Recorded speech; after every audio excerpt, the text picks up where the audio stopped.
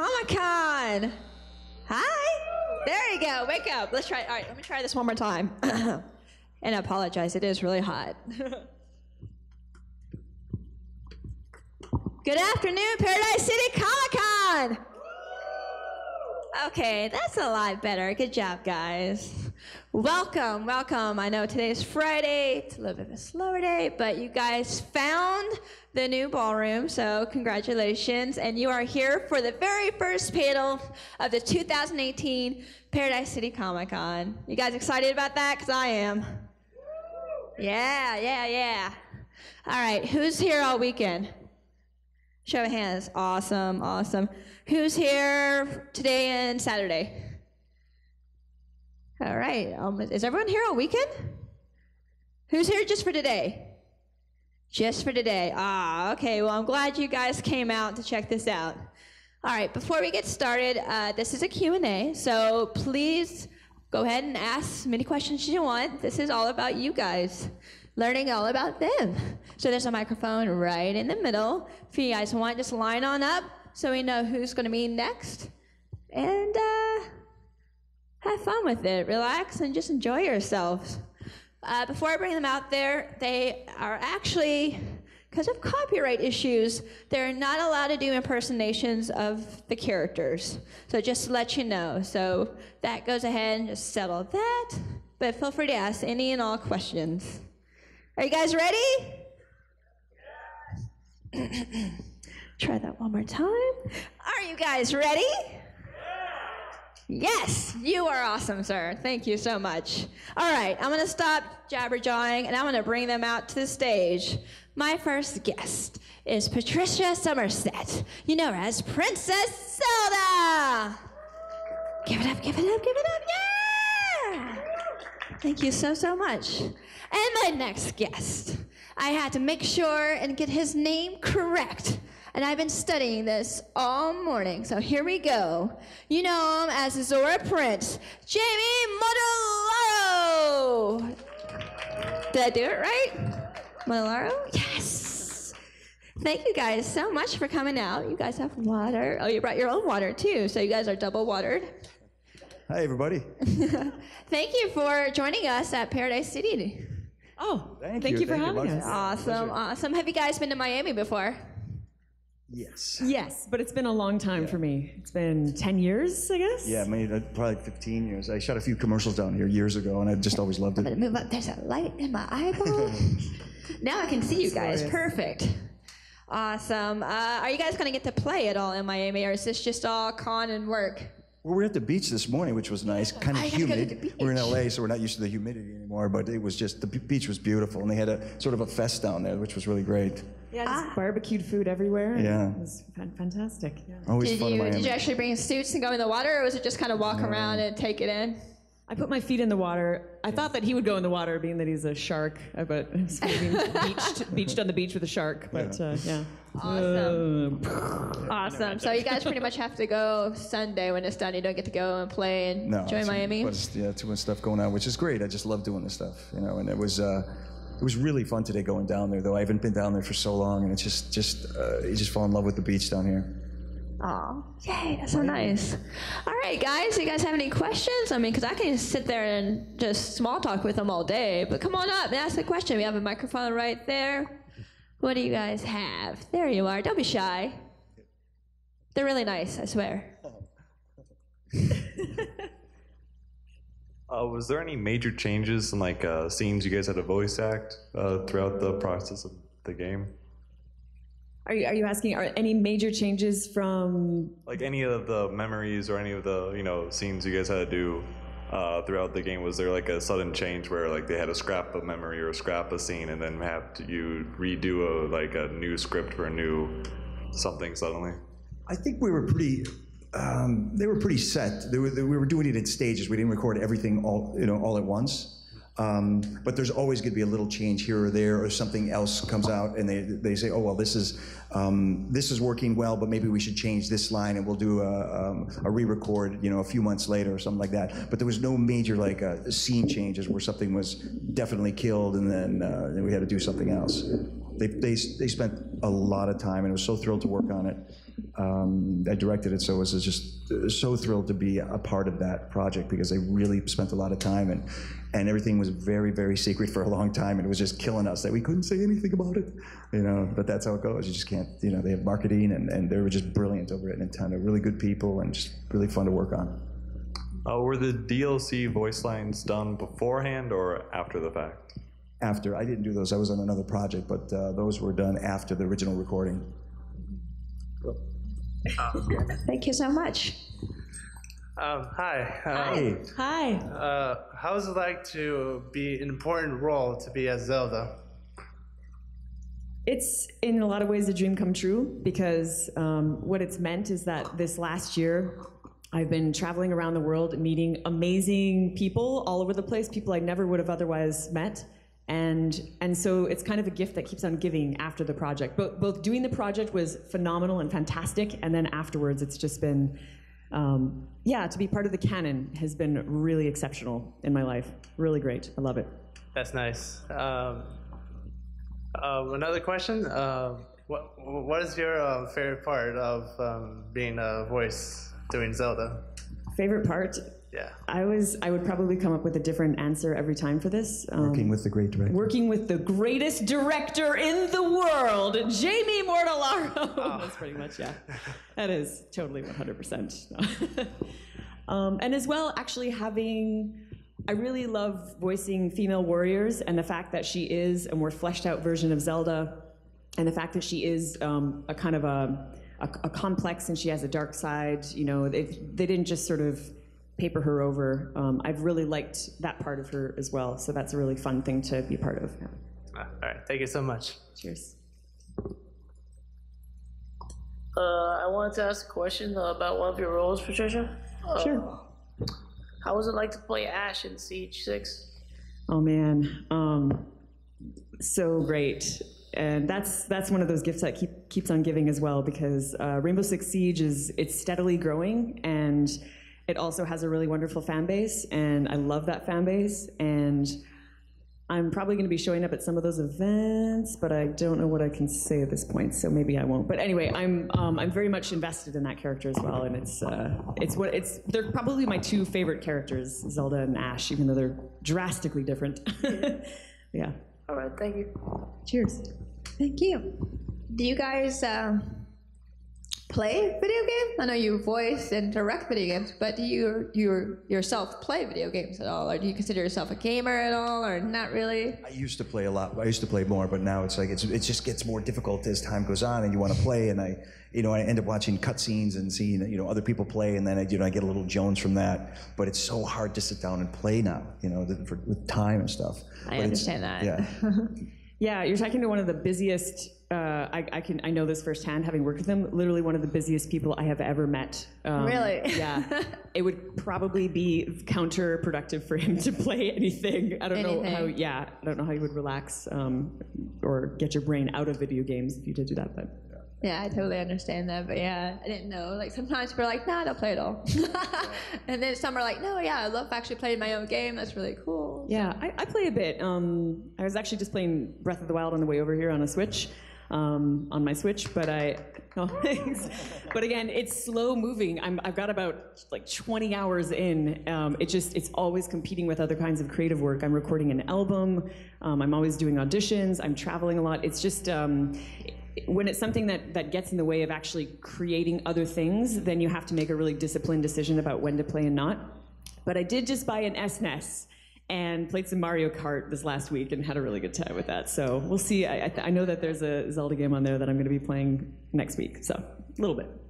Yeah, I find that traveling for me is like if I'm on a plane or in a car or get to a hotel, but the gig's the next day, I'm like, all right, well, good thing about the PlayStation, that's when I get to play. It's like when you're in transit to the next spot. So transition times. That's really, really cool. I actually need to get myself a Switch. Don't judge. I don't have one yet. I don't judge, but they're amazing. They're amazing. I really want one, but it's one of those. I do play PlayStation a lot, and then when I can, so I just have a traveling case for that. That's a little screen.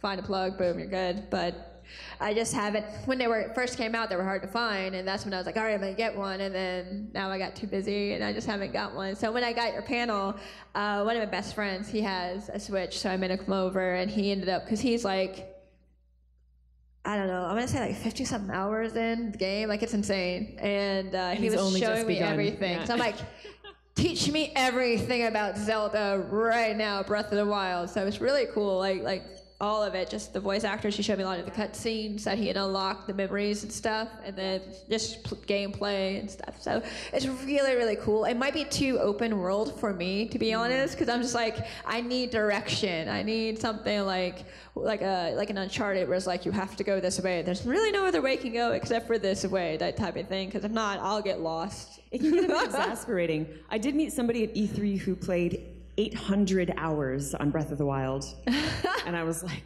wow. Yeah. I know we were researching it. Someone had like, I guess you can do like the tracker wherever you walked. Someone had like 200 hours, and there were still places they haven't even explored yet. So actually my question is, how do you direct something that massive? Like that is overwhelming for me to even think about playing, let alone like help create, you know, that's... It was a great process from the beginning, because when I first was called about the project, nobody knew that it was Zelda. So we just had some sanitized scripts and sanitized stories, and I'm like, okay, well, this sounds really cool, you know, it sounds like a great game, and, you know, it could be really a lot of fun, and not knowing anything about it, but weeks into starting casting, I still didn't know. And then finally they told me, and I was like, oh my God, that's awesome. You know, it's gonna be Zelda. So then I went on the hunt for finding, you know, great actors and people to be in it. And we have a sort of a history from friends with Partricia's sister. And I'd always followed Partricia's career through her sister. And I was like, God, she's so good. I would love to get her in on this. And as soon as the clients heard her, it was over with. They just fell in love, and it was really amazing. But as the scripts come in, it was just, yeah, it was one of those things where, like, you know, try to go outside the usual suspects to find people, because sometimes, you know, you'll play a game and you'll go, oh, that's so and so from so and so. You know, you'll know things. But I really wanted to have somebody new and sort of. You know, new as far as a lead to something, you know, a game, and she just crushed it, and we're very excited about it. But as far as like getting the scripts, I don't get all the scripts at the same time. So you're piecemeal. You're getting the first part of it, then you're getting maybe a little bit later in the game, and you're going through that process, and you're listening. You're trying to go, okay, how is the story going to evolve? How are these characters going to evolve? And trying to keep them the same character, but what is their arc? What is their arc? Where do they change, or if they do change, or do they stay sort of, you know, in the same tone? What have they learned by this point? And, you know, where's the you know, the emotional structure to these scenes and the character? And it takes some type of years and years of doing it. It just sort of becomes, that's your thing. I know you directed, you cast this. What made you also be a voice? Was that like someone higher up saying you have to do this, or was this, oh crap, we need this, and I'll just do it real quick? It was very much one of the clients asked. They were very gracious, and that was very nice of them. They said, we'd like you to do this. I said, I've got it. They said, we want you to do it. I was like, my pleasure. So so it was great. It was great. They're just such good people. And I've been working with Nintendo for years. I directed a lot of TV commercials, and you know, years ago I directed the first N64 commercial. I directed the first Game Boy Pocket commercials. I directed the first Bomberman commercial. So I have a long history with Nintendo. So when this came up, it was just you know, coming home. It was really nice to work with them. That's really cool. Very cool. I know you mentioned you do music. Can you elaborate a little bit on that for all of us? Maybe people who don't know much about that? Yeah, I just have a little indie band with my name. It's called Summersett. Oh, thank you. Yeah. I find creating your own work at the same time as doing all, you know, as an actor, you often have very little control over what you're going to be doing, what you're auditioning for, when it's going to be filmed, even if it makes it, you know, to screen or to game. So doing your own creative work is a really fantastic way of both beefing up your own resume, keeping your muscles, you know, active, and then also it's just super fulfilling. And doing music is a really great companion to voice acting. And so I have my band. It's a sort of a folk fusion. It's based out of Montreal, and we have some jazz musicians, and it's sort of like folk, classical, bit of cabaret, bit of this and that, a little bit theatrical, all the things. Some of my favorite actors to work with are singers. And they understand mic control. They can find these little nuances. So many times you'll talk to an actor and you'll say, "Wow, there's something that's going on there that's really, really great. Did you sing?" And like, "Oh yeah, I've been a trained singer for years and years," and you really find that. So it's evident. Yeah, both Laura Bailey and Jennifer Hale have bands, right? Or they're singers. Yeah, that's right. I love those girls. They're so sweet. After doing these a lot, I feel like more and more, I find out more and more voice actors either have either done like Broadway or have their own band or aspiring to do something. So I found it very interesting. Very, very interesting. By the way, I don't mean to completely bogart all the questions. If you guys have questions, come on up. Don't be shy. There's a microphone. Come on up and say hi. Because if not, I'll just keep talking to them, and you can just hang out and listen to our conversations. So, come on up. Don't be shy. You're the shy Friday audience. I like your hat. Your link hat. Can you stand up and show your link hat? There you go. Nice. See? Fantastic. Thank you for dressing up for this. Gorgeous shirt. Oh, and then we have a Link. How perfect. Hi, Link. Yay. So what other panels you have this weekend? I know you said you have a voice actor one this I think it's tonight. evening, right? Yeah. So make sure you guys come back out for that one. Yeah, this should be fun. Is it how to do voice acting, or is it like a game, or? I think it's going to be just about talking about voice acting, who's interested in voice acting, sort of how to get into it, what you're looking for in actors, and I think it's a little bit of the process. Fantastic. So it should be fun. Yeah. Yeah, and I think we have another Breath of the Wild one on Sunday. Yeah. And tomorrow morning I have Girls in Voice Acting, I believe. Tomorrow morning at 11, I believe. You have Cadet for that one. Because I usually get that one, but she has that. I'm like, oh, she stole it from me. We're also doing a drawing for Zelda Breath of the Wild game, which you can find out more information about when we do at our autograph signings, wherever that is over there, right? Over the autograph table? Yeah.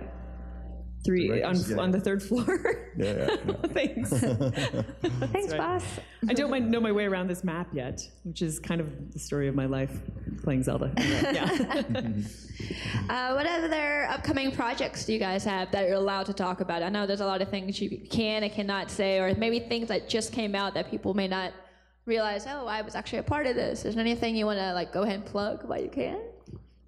Well, I could say I'm working on Crucible, so that's they've got a trailer out, but I can't talk too much more about that. But I'm working on that, so that's been very cool. And I'm continuing to work on Final Fantasy Mobius. I don't know if anybody's played that. Downloadable, very cool. So that's just it keeps going. And what else there?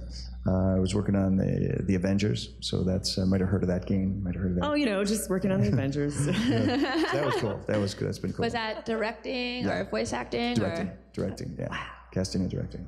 That just feels like so much work. Oh, hi. How you doing? Hey. Hi, how are you? I'm doing great. Do you find it more challenging to work on projects that are very iconic, like Zelda, where you have such a passionate fan base who may have preconceived notions about how a character should be or sound or react to their world, or do you prefer projects where you can impart more of your creative sensibilities to a particular character to bring that character to life? Is this question, yes, this for me? It is. I mean, that's a great question. I just like to work. For one, as an actor, whenever I'm working, I'm creating something, and I'm also, a little bit in my own heaven working. So whenever you get to work on something that's really epic, it only has its own kind of challenge, which is wonderful and great. Of course, I like to make my own work and do my own things, but to have the kind of, I guess, more pressure put on you, and the creative team is amazing and really supportive. So the fears that I might have had, or the worries at the beginning, when it really comes down to it, you just have to do what's in front of you and do the work and do it to the best as it's written. You have your script, you have a lot of history that you can look into, and you have to make it real in that moment. You can't play the history, you have to make it live in the moment. So I rely on that, and I'm a theater actor from training, so I always go back to that as the first thing. Did you have a lot of guardrails and expectations of how to deliver the role of Zelda, or were you still able to, with that iconic character, to impart, how much of yourself were you able to impart on that, and your own creative choices? Well, dubbing is also really, really challenging to begin with. So you also have a lot of the rhythms dictated by the way that the translation is based on the lip flaps and all that. So it's a lot tighter technically, which you have to sort of accomplish within that. So just that alone, that's a huge difference from like just sort of freewheeling in a room or trying to do improv. It's like the opposite of that. Filling it with life, yeah, that's your main concern. Did I take too many liberties? You always put yourself into it. You always put your emotions into it. I put as much of myself into it as I could, with as much love and zeal as I could impart. And she's a pretty easy character to relate to. So I don't know. That was a good question, because there are certain challenges for every actor with a project like Zelda, because you are trying to match lip flaps and you're trying to get your own personality and your take on the character in it. Finding not just the sound, but the personality to fit within those lip flaps. And I also directed Horizon Zero Dawn, and that was that was all original. So with actors on something like that, you're really being able to put so much of your own personality into those roles, and you're creating a lot of things. So, but each one of them has their own creativity. There's certain boundaries you have to have within each game and each project, but you push the borders of each of them to see how far you can go, but still stay within the boundaries that you need. And that was a very insightful question to ask, because it is challenging for the actors to come in, and a lot of the actors that came in on Zelda were huge fans. I mean, like Sean Chiplock, just was like, just huge fan, and couldn't be more excited to work on it. So he had a long history of playing Nintendo games and Zelda, and had his own take on some of the characters, and you dial people into where you need to be, and but the lip flaps kind of guide you, and you just push to the edge as far as you can with each of the characters, but staying within the boundaries of what you need. But obviously, Patricia just crushed it, and really gave so much heart and soul to the character. No, thanks. Just had each other for a while. So funny. Hi. Hello. Question for Jamie. What's it like directing a game, and what's your favorite part of directing? I just, ditto what Patricia said. I love to work, and I love telling stories. I'm a live action director that got into directing voiceover and motion capture. And, with feature films or commercials and stuff like that, their scripts are about 120 pages long, max for, a feature. But with the games we direct, sometimes they're thousands of pages long. And you get to really find these characters, and for me, telling that story and really bringing the emotion out and challenging not just the actor but the client too. And they want that. They don't want you just to get stuff and get people reading. They want you to read through the scripts. They want you to take notes. They want you to make changes. Like on Hitman Absolution, and then the current 2016, I have writing credits on that. Because I just love what I do. I kid you not. I put everything into it. So when my favorite part is really telling the story, getting the actor in there and creating an environment of trust, really letting them know that they could experiment. If they fail, it's not a fail. It's not a word that's used. Even if they're less experienced than somebody else, we find the moments and we get there and create a positive atmosphere where people could really experiment and bring their own self to their soul to this character, things that nobody expected from the character. So if you create that environment of safety for an actor, because it's, you're sitting behind glass and everybody's on the other side, and they don't hear anything, and you're in a fishbowl. So if they're newer, it's could be intimidating a little bit, and so you just create that atmosphere, and really for me, my favorite part is just telling the stories, creating an environment, and getting everything out of them, really getting to every last drop out of the person, and when they leave, they're just like, that was awesome. They really felt like they performed, and everybody leaves there happy and satisfied. Then hopefully everybody playing it is satisfied too, All right, thank you. Sure, man. Hi, my name is Fernando, big fan of the game. And I have a question. What is your favorite and most emotional line in the game that you've said, and why?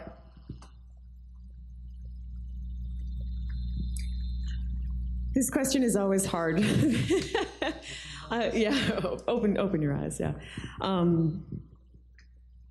Most emotional. Like, I feel like there are so many lines that are high stakes and other ones that, like, they're all emotional. They're all different kinds of emotional. Some heightened emotions, some not. So what is the most emotional? I have a lot of favorite things. Like, one of my favorite scenes is the frog scene. I really, really enjoyed doing that. And she's certainly delighted. That's a heightened emotion. I'd say probably the most emotional is when she realizes, there's still a part of me that's like, I don't want to do any spoilers, because if people haven't actually played the game yet, but I would say when she realizes that she's failed everybody, that moment is that's really emotional.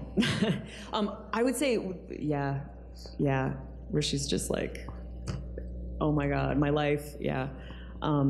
And then the other moment, I think one of the most exciting moments to record is the moment where everything comes together and she accesses herself, which I'm just going to speak in vagaries there, but that to me was probably the most like incredible moment in studio to be voicing and watching, and kind of like, I was like, wow, this is the most amazing thing in the world to be doing this right now. Watching her growth as the character and the actor was really amazing to watch too, because you could see in the beginning, how naive and disappointing the father, disappointing and failing everybody, and just watching the arc of the character. And if you don't have transition in a character, you really don't have anything. You want to watch that transition, and watching Partricia do this and working with her on that, seeing that, and watching some of those emotional moments, because I can't really pick out which one, but there was a few of them that you're just like, everybody in the other room, you're just watching and you're like, okay, that was really good, Partricia, because it was just it's such a heavy moment. So we really, really loved it.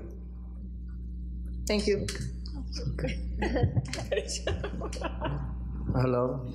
How you doing? Hi.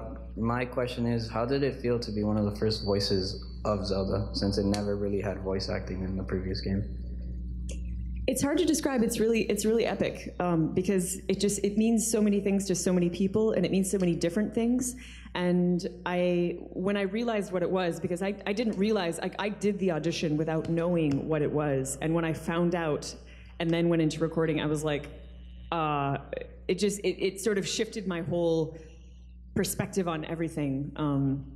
And my mind has become a little bit more global, just because of the travel that I've done with this and knowing fans around the world. I've traveled a lot to the Middle East and gotten to know people, all the Zelda fans over there. Like, I was just in Saudi Arabia. Things like that have happened, and I don't know. I mean, it really is an amazing gift. I don't know how else to say it. And yeah, I don't know. I am so pumped to have a Zelda community. I'm so happy to be part of the community. Thank you. It's another good question too, because it's like one of the most fun moments for me was actually telling the actors, because I knew a lot of them personally, but when they came in for like the callbacks, and then I would be able to tell them, say, by the way, this is Zelda, and you could just see like the blood drain out of their face, going, wait, what? This is Zelda? Then, knowing the history, everybody knew the history of Zelda. It hadn't been voiced before, and watching everybody not only be excited for that, the moment of coming in for a callback on a big game recorded at a big studio and for a big developer, but then knowing what it was, just watching that, and then just the excitement level for everybody just rose. It was really exciting. Okay, thank you.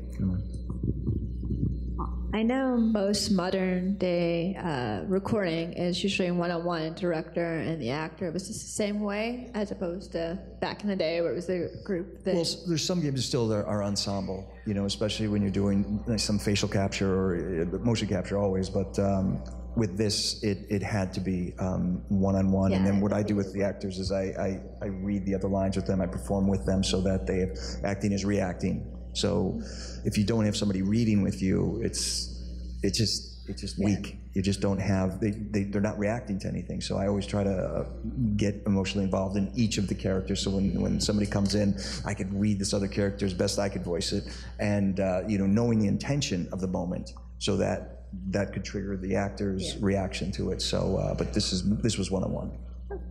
Yeah.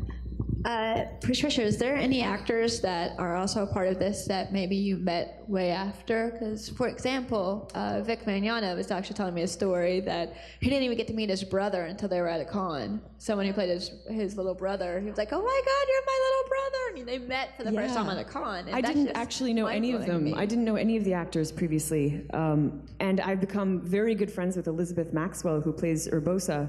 And I felt a kinship during the recording, even though I didn't know her because of Urbosa and Zelda's relationship.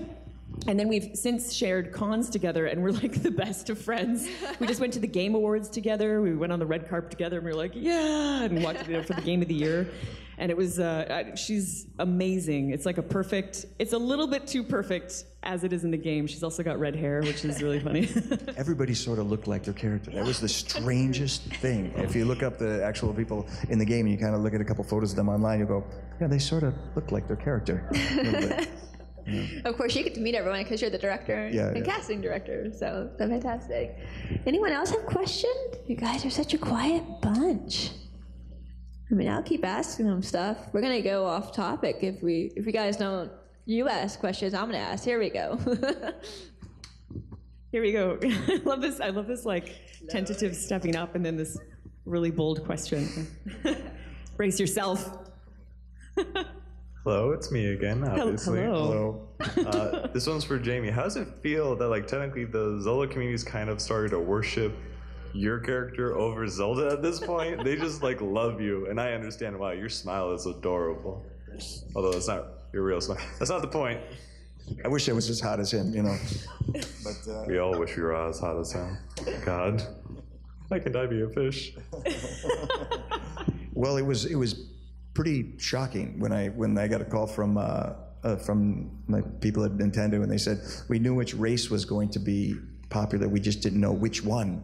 And then when I started getting calls and started getting fan art and stuff, I was like, wait, what? Seriously? I was like, oh, well, that's very nice. So everybody's been so nice online, and it's been very interesting because mainly I direct. I've done a lot of acting in my life. I graduated from Second City. I was a founding member of Theater Sports in Chicago, so I did a lot of that stuff and to prepare me for writing and directing.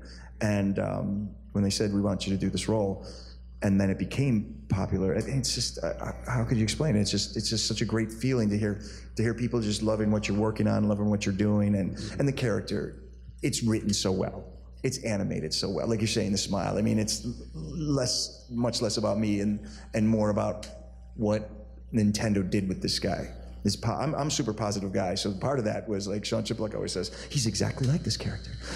Because I'm always like a cheerleader for everybody, you know, and so having him be that way was exciting to see, and being a part of, again, this Nintendo universe. I've been a part of it for so many years, and being a part of this iconic game. And this character now, associated with this character, it's very exciting. It's very, very exciting.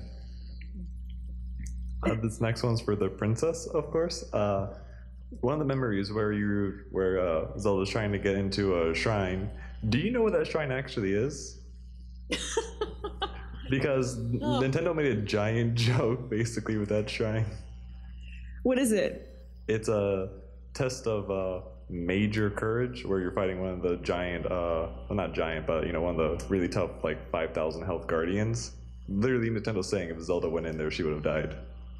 So I love that that's amazing. Thank you. I'd never thought of, like, that's so funny. No, I'd never made that connection. That's amazing.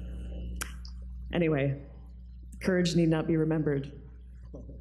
For it is never forgotten. But I'm gonna slowly back away now. So. Quietly. Thank you for your creeping. I know some actors do and some actors don't. Some are actually really big on, I'm at the con, I'm gonna go find some stuff. Do you guys collect merchandise of your characters or the games that you've been a part of? Is that something you do? Some actors do, and some are like, no. There's nothing of mine, so. You could tell them to make one, but there's nothing of mine. You've got a bunch of really cool stuff. I do. Yeah. I actually, and it's not cool, but I have it's really ugly. I have this Zelda shower curtain. I didn't even know they made those. Yeah, they do somewhere. And anyway, it looked great on the end. I was like, ha ha ha, and I ordered it, and then it came, and It's just all pixelated and it looks really horrible. Anyway, I put it up and I keep on thinking like I could give it down. I could maybe give it as a gift, and people don't give it as. It's a shower curtain that's used. Don't give it as a gift. It's just weird. And the person that made that shower curtain's in the audience with a tear in their eye going, "I loved making that." Was definitely not homemade. If it was like a homemade thing, I would definitely have kept it. And I keep all the fan art and all of the gifts that people give me. I fan art is just so, it's amazing. You see, it just warms your heart. Seriously, it's like you see the stuff and it's great. Some of them are pretty over the top, especially with Sidon. It's like, oh wow, that's a very interesting drawing. Change the next image. You know, but you've seen a couple. You've seen a couple. Yeah. But she knows what we're talking about. Yeah. Do I see Shira, Princess of Power, back there? Oh, so cool. Yes. I'm just, yes. Good eye. She was growing up. She was my late, I feel like, yes. Anyway, I just had to give a shout out to Shira back there. It's beautiful. So growing up, actually, that's a good question. So you're a fan of Shira. What else were you big a fan of, like growing up as a child? Just Shira. Just no. I played outdoors a lot. People ask me at panels sometimes. I'm like, I am a huge fan of frogs in real life, for sure. I have kissed a lot of them. And I didn't mean that I mean that in a real way, like in a literal way. I've kissed a lot of real frogs. I have 3 sisters, so we play outside all the time, and played a lot of warrior princess when we were younger. So I found it ironic that was in fact my beginnings. Other things: dance, singing, art, a lot of art stuff. It's kind of where my world is. I watched a lot of TV. Yeah. Anything in particular? I was like Jay Ward fan, all the Bullwinkle stuff, all the Warner Brothers stuff. But I was a big comic collector, and I still have all my comics from when I was a kid, all bagged and boarded properly. And so I still have, like very old Spider-Man and very old, they've got a 1949 Phantom Lady and all Submariner. And I've got a lot of really great old series. Deathlok was my favorite series. So I didn't play a lot of sports, I did, but I had my quality TV time for animation. So I always loved animation, and so comics were a huge part of my life, huge part of my influence. And then when, coming from live action and getting into games was just like, this is what I always wanted to do, is work on this kind of stuff and fantasy stuff. And I'm fortunate to work on so many different styles of games. And then getting Zelda was very exciting. Do you have a favorite comic book character? Deathlok was my favorite. Deathlok was a series within Marvel Tales, and he's sort of RoboCop-ish meets Terminator. It's just a great series, and they've threatened to come out with it, and they even threatened movies, but Deathlok was just great. Loved him. I mean, I could say Hulk, I could say Spider-Man, and of course those are all great, but my character was Deathlok. He was awesome.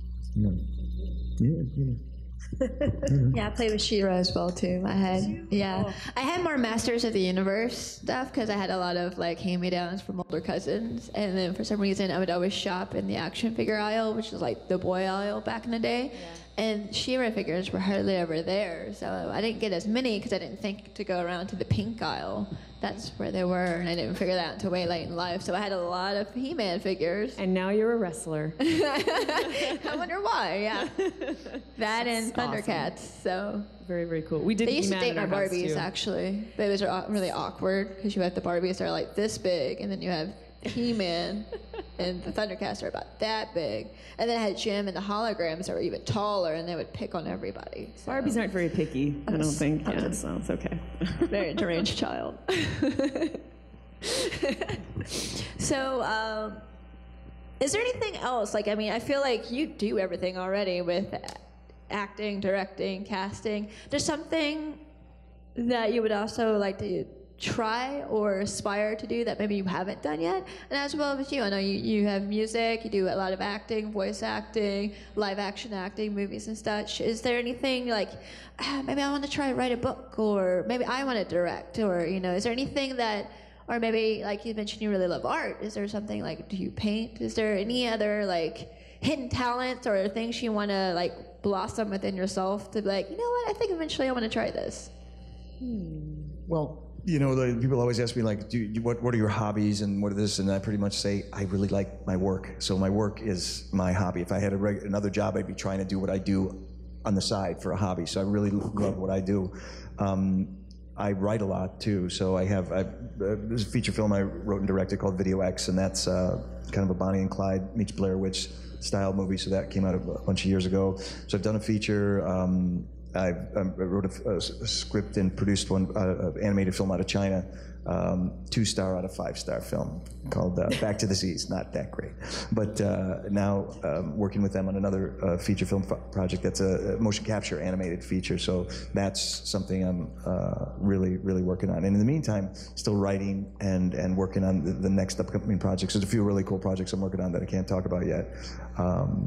But that's where my world lies. I'm trying to be always busy, always at it, Yeah, there's a certain degree of upkeep with the stuff that you already do that you have to just keep doing. But yeah, I think like Jamie, I've got a little bit of writing and directing stuff. Got a couple scripts in, under the bed that I've sort of put away. I think I would like to get back on stage at some point in the next couple of years. I would like to do a bit more live theater because I used to do almost entirely live theater for a lot of years, and I do miss a certain degree of it. It is a tough muscle to keep going. So yeah, probably that. Very, very fantastic. It's really cool. There's some stuff that's just like the thought of writing a book is terrifying to me. The thought of doing stand-up comedy. I do a lot of different comedy within like wrestling and outside of wrestling, but like the thought of stand-up just is terrifying to me. It's a part of me is like, maybe I should try that once in my life, just as, it's like skydiving. It's like, all right, if you're scared of it, just try it once and see what you think. And that was not fun. Well, at least that's what I did. I was like, I want to try this once. Same thing. How was it? How was the skydiving? I mean, again, you're talking to a person who throws herself off a turnbuckle into a crowd, on a weekly basis. So yeah, stand-up was one of those. I got a bunch of buddies back in LA that do stand-up. I did improv for years, and I really liked it, but it's more like an ensemble thing. The idea of like being up there alone, and like Eddie Murphy always used to say, with stand-up, it's like if you don't do well, it's like they don't like you. Exactly. And it's that's one of the scariest things to do is stand-up comedy. That's why I like playing a character, and like even when you're a wrestler, if they don't like you, sometimes you don't want them to like you anyway, but if they don't like you, like, that's a character. Yeah. Like a character. Yeah, that's it. That's totally it. So like getting punched or kicked doesn't scare me, but that terrifies me. What is it? Public speaking is one of the biggest actually, this moderating is kind of something I wanted to try. I broke my ankle, and everything I do, whether it's dancing or even like wrestling or whatever I do, all requires feet. So I was like, what can I do that, in the meantime until I heal? And Mike Broder, love you, was like, hey, I'm doing some cons. You want to be involved? And I'm like, yeah. He's like, what do you want to do? I'm like, well, I think I kind of want to host, because I kind of do my own, I had my own YouTube show at the time. I was doing a vlog and like, hey, follow my random life. I do more stuff than just wrestle. Hey, that type of thing. I'm like, I think I have some experience. I'm not gonna lie, it was terrifying at first, but it's something I wanted to try. And I've been doing it for a few years now. Thanks. Oh, fantastic. Make it look very easy. Yeah, you do. Yeah. So, but it's one of those like, I'm gonna just try it. So that's why I was like, is there anything you guys ever wanted to try? Because I know a life of an entertainer is insanely busy. It really is. Because between the emails and the messages and going to the audition or doing the meetings, and you're like, oh my God. And the insecurity and the crying. Yeah. Right. So do you find it hard? I mean, do you guys have families? Is there you find that hard to balance that? Because I have a cat and that's it, and even that's hard for me to balance. So I'm not sure how to have children or a husband or a wife or anything or anything. Do you guys? We're both like, I think I've made a concerted effort to put a lot of that kind of on hold for more years than I would have otherwise if I had a different kind of life. I made a decision in my mid-20s to pursue arts, and when I made that decision, my lifestyle was dictated by that decision, and I knew it would be. So I've spent more time slowly developing the other stuff versus, I don't have kids or anything like that. Some people make that work. Wow. It can be hard, and some people, I don't know, they just sail right through it. But for me, I've been focusing on arts for quite a long time, and acting particularly can be hard for that sort of thing because you constantly have to be on call, you're constantly traveling, and there's not a lot of stability in it. So you have to embrace that or not, you know? It's a lot of talented people, but it's really actually the lifestyle that's the most challenging part, I would say. You have to want to be able to do that lifestyle if you want to commit to it 100%. That's a good point, because living in Los Angeles is it's its own animal, because between traffic and it's really, I always call Los Angeles like a factory without a roof. Everybody in one part of LA is part of the industry somehow, so it doesn't feel like any other city. I'm from Chicago originally, and it doesn't feel like any other city. So when you're committing to like that lifestyle, you're freelance. You're not going to a job every day.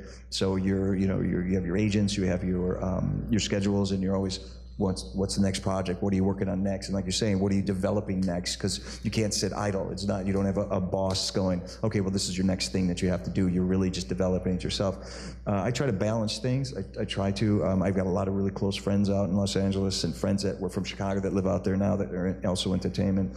And my mom lives out there. My sister lives out there. So I have a lot of people, really close people, and that you can do that out there. It could get, Los Angeles could get funky, and you just have to pick and choose and be smart about it, because it's a big city, and it could eat you up, and it could get you so heavily involved in what you're doing that you start to lose track of really important things. So I try to find a balance, and a couple margaritas help often. So. Fantastic. Well, guys, thank you so much. Are you guys signing or anything today? Where can people find you? Are you signing today? I feel like you are signing today. I'm signing today, I think so. I'm signing at 6:45, so come up and meet me. It'll be so much fun. Yeah. Maybe? I am. I'm definitely. You are, okay. I definitely am. But I didn't know the time. I wasn't on top of my schedule. I'm sorry. 7 o'clock. Thank you. Oh, yes. Nice. Thank you, guys. Thank you so much. Thank you. The app and the program is a wonderful thing. Yeah.